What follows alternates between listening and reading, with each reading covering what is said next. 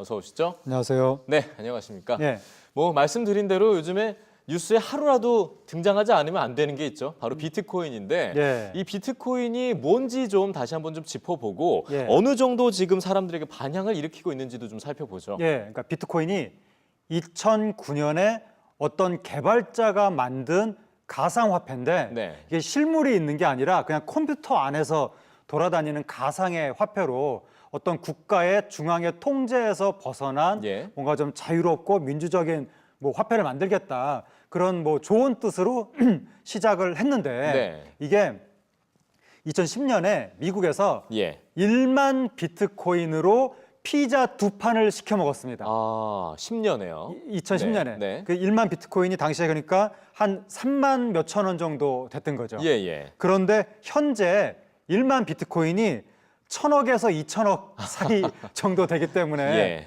이거는 상상을 초월하는 정도로 가격의 폭등이 나타난 것이고 네. 그러다 보니까 난리가 난 거죠. 예. 모두 지금 너도 나도 비트코인을 사야 되겠다라고 해서 날마다 이것과 관련된 뉴스가 나오고 비트코인뿐만이 아니라 또 다른 가상화폐들이 등장을 하면서 네. 그야말로 가상화폐 광풍이 벌어지고 또 범죄자들이 범죄 수익을 은닉한다든지 범죄 수익을 세탁한다든지 이런 용도로 또 가상화폐를 쓰기 때문에 지금 전 지구적으로 난리가 나는데 특히 한국에서 네. 굉장히 뜨거운 열기가 나타나고 있습니다. 그렇습니다. 이게 등장한 지 7, 8년 정도의 가치를 비교해 보니까 어마어마하게 시장 규모가 커진 상태인데 이러다 예. 보니까 말씀하셨던 것 같은 부작용 이런 것들이 좀 많이 발생하고 있는 거 아닙니까? 지금? 예, 이게 지금 채굴을 시켜준다고 하면서 네. 채굴이 뭐냐면 컴퓨터를 돌려가지고 비트코인을 얻어내는 걸 채굴이라고 하는데 예. 채굴을 해드릴 테니까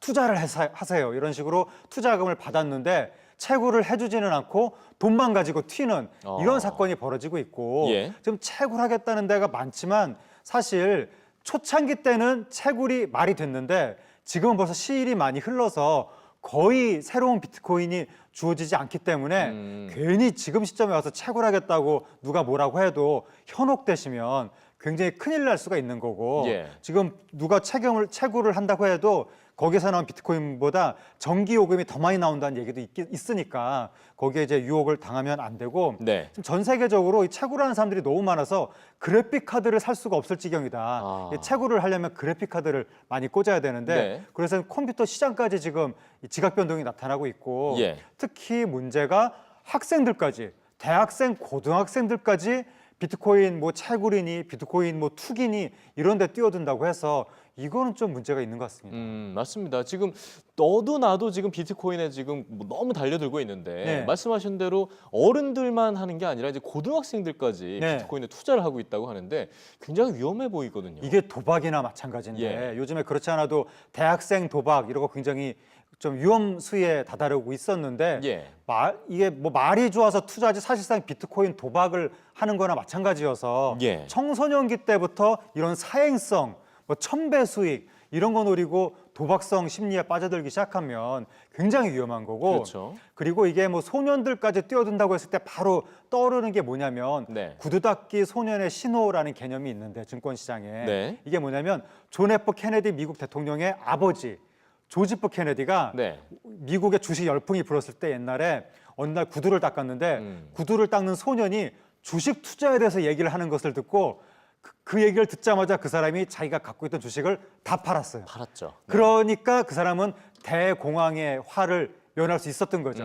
그 직후에 대파국이 일어났는데 예. 결국 무슨 뜻이냐면 평소에 투자를 열심히 하지 않던 일반적인 사람마저 투자에 관심을 갖기 시작하면 그때가 바로 버블이 꺼지는 시기다. 네. 이러한 이야기가 있어서 우리나라에서도 그전부터 주식 객장에 예를 들어서 장바구니를 든 사람이 나타난다든지 아기를 업은 사람이 나타나면 이거는 그 주식이 파국이 멀지 않았다는 신호다. 이런 속설이 우리나라에도 있는데 지금 대학생, 고등학생들까지도 비트코인 투기에 나서고 있다고 하니까 이러면 거의 지금 꼭지점이 다다른 것이 아니냐. 예. 이대로 가다가는 곧 있으면 추락, 붕괴가 오는 게 아니냐. 음. 그게 지금 크게 걱정이 되는 겁니다. 네, 이 말씀을 해주시니까 저희가 좀 더 구체적으로 살펴보지 않을 수가 없습니다. 네. 과거에 이런 열풍들이 결국 버블 사태로 이어진 경우가 많았는데 네. 그런 사건들을 하나 좀 짚어보죠. 예, 그러니까 사실. 역사적인 버블 사태가 엄청나게 많은데 예. 인간이 막 광기에 휩싸이는 존재라서 옛날에 네덜란드에서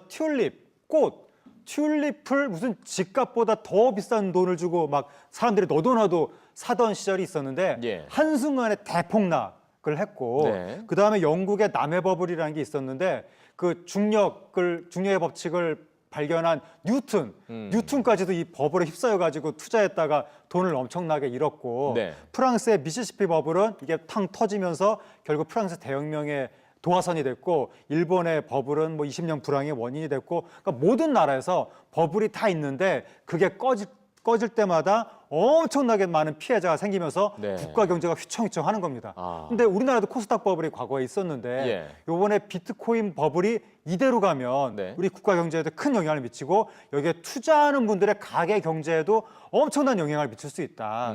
근데 요즘에 우리나라의 일확천금, 사행성 이런 심리가 커져가면서 전 세계 어디보다도 제일 뜨거운 비트코인 투기 열기가 한국에서 나타나는데 이거 너무나 위험한 거고 예. 많은 분들이 여기저기서 비트코인 막 TV에서 뉴스에서 맨날 나오고 이러니까 아 비트코인 이제 나도 사야 되는 건가 이런 생각을 하실 수가 있는데 제가 좀 전에 말씀드린 것처럼 구두 닦기 소년의 신호 여기저기서 다 얘기할수록 점점 빨간불이 강하게 켜지고 있다는 거 예. 이러다 언제 꺼질지 모른다는 거 이거를 좀 분명하게 아실 필요가 있습니다. 네, 그러다 보니까 정부도 좀 규제에 나서고 있는 거 아니겠습니까? 네. 네, 어쨌든 비트코인 이제는 분명한 건 경각심이 반드시 좀 필요해 보입니다. 오늘 말씀 잘 그렇습니다. 들었습니다. 감사합니다.